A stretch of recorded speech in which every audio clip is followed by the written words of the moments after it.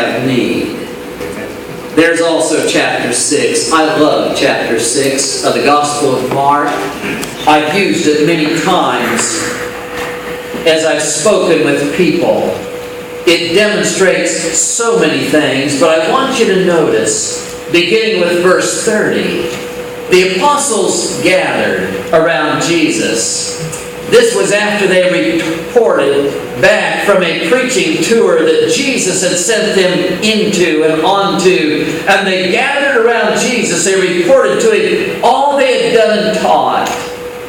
Then, because so many people were coming and going that they didn't even have a chance to eat, he said to them, "Come with me by yourselves to a quiet place and get some rest." Well, they went away by themselves in a boat to a solitary place, but many who saw them leaving recognized them and ran on foot from all the towns and got there ahead of them. And when Jesus landed and saw a large crowd, he had compassion on them because they were like sheep without a shepherd. So he began teaching them many things. By this time it was late in the day, so the disciples came to him. "It's a remote place," they said. "It's already late. Send them away so they can go to the surrounding countryside and villages and buy themselves something to eat." But he answered, "You give them something to eat." And that led to the feeding of the 5,000. Jesus is tired. They go away or want to go away by themselves, but the crowd follows them. And so Jesus teaches when he was tired. It was late in the day. The disciples said, "Send them away." Jesus said, "You give them something to eat." And there we have the breaking of the loaves and the fishes and the feeding of the 5,000. Jesus was interested in caring for people, preaching the message of the good news that he had brought to proclaim, but also ministering to and taking care of people who had need. Well, after that happened, we find later in chapter 6 that Jesus went up on a mountainside to pray, to spend most of the night in prayer. The disciples got in a boat and they headed off across the lake. And as the night wore on, the wind came up and the waves got rough and the disciples got scared. And Jesus, unbeknownst to them, saw what was taking place. He goes across the lake, walking on the water, and that's when he calms the storm and crawls into the boat with them. And things calm down, and they are safe. When they could not see him, he could see them. And that's all they needed. He came walking on the water. What you and I need to recognize today is that God takes care of his people. May not be in our time. May not be just what we expect. Oftentimes it's far more than we could ever ask or imagine. But when you cannot see him, he can see you. So trust him as the God who knows what's best for every one of us in our lives. Well, that's chapter 6. The Jesus we follow is a Jesus of service. And people were and are priority, trusting. You and I, as his disciples, as his church, also need to be a people just like Jesus. We proclaim the message, but we also serve where we're led to serve. Well, there's a second section in this book.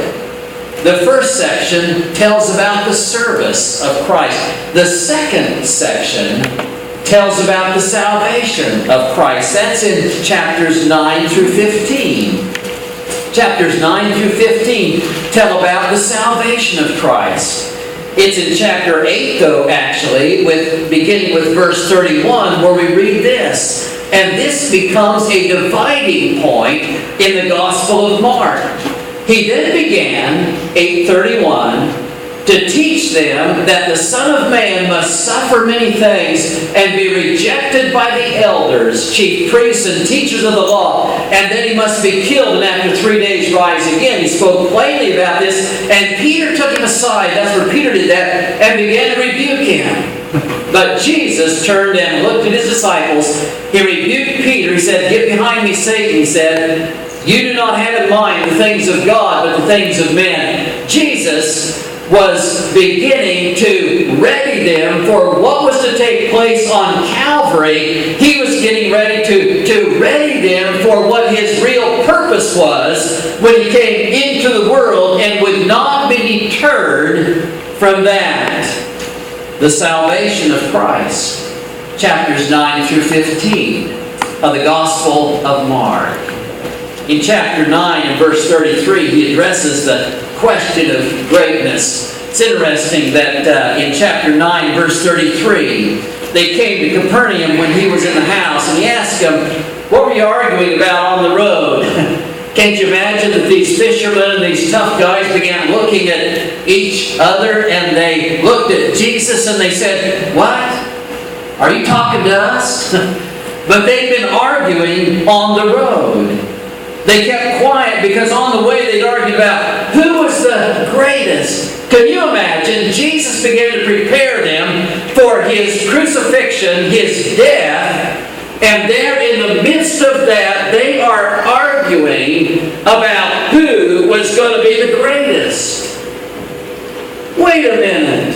What kind of guys were these when Jesus is about ready to die for them? But the point is that Jesus didn't come to dole out greatness or anything like that, or to even be great in the world's eyes at that time. He came to give his life as a sacrifice for all of us, for the likes of them, and for the likes of you and me. The question of greatness, it's about service, and it's about sacrifice. It's about giving your life. It's not about who's going to have the best seats in the house. So in chapters 11 through 13, we see the way of the cross. In the Gospel of Mark, there's the triumphal entry beginning in chapter 11. As they approached Jerusalem and came to Bethphage and Bethany at the Mount of Olives, Jesus sent two of his disciples. And he said to them, "Go to the village ahead of you, and just as you enter it, you find a colt tied there, which no one has ever ridden. Untie it and bring it here." He knew what was in store. And he told them, and of course all of this fit a prophecy that had been told about Jesus centuries earlier.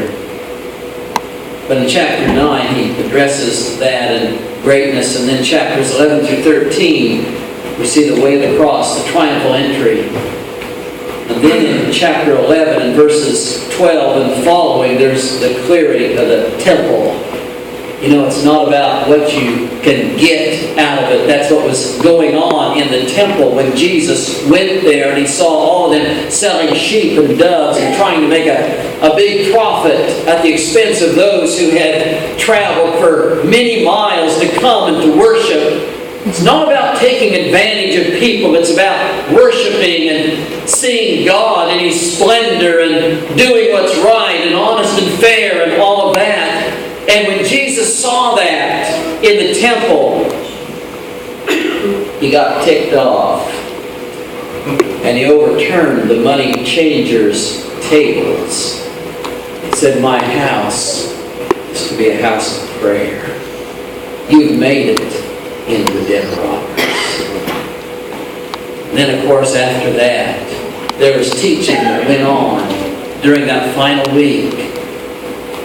And there was the Last Supper as He met with His disciples in the upper room.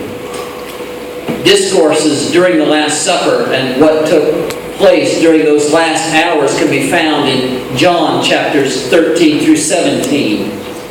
But there was the Last Supper, and then there was the trek up Gethsemane, and there was the time there as he poured out his heart in prayer to God, and then there was the arrest and the trials and the cross. And we come to chapter 15 of the Gospel of Mark, beginning with verse 33.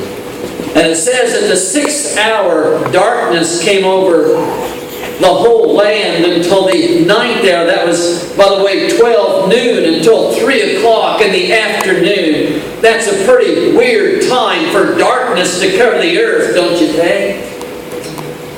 But this wasn't any death. This was the death of the Son of God on a cross.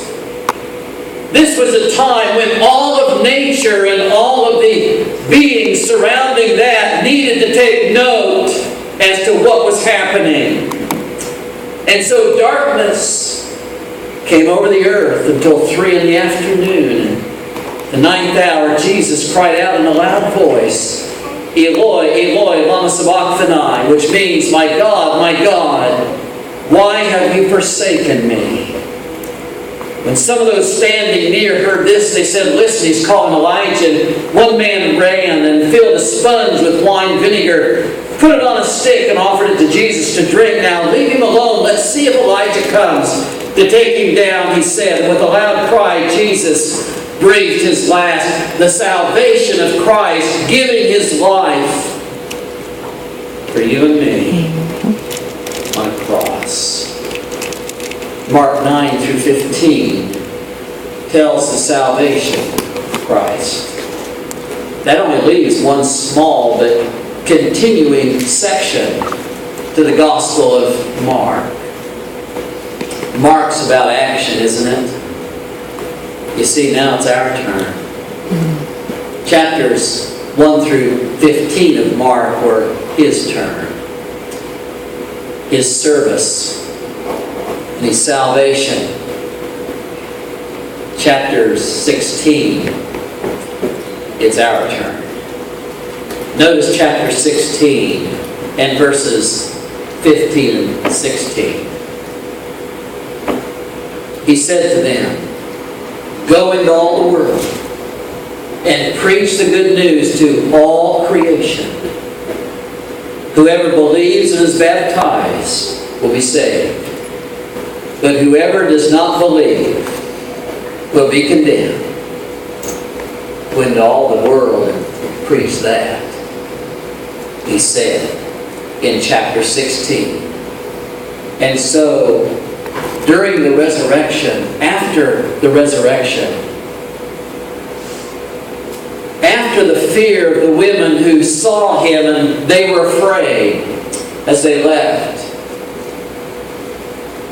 after that, after his appearance to some of them, there they are, and he speaks again. Now,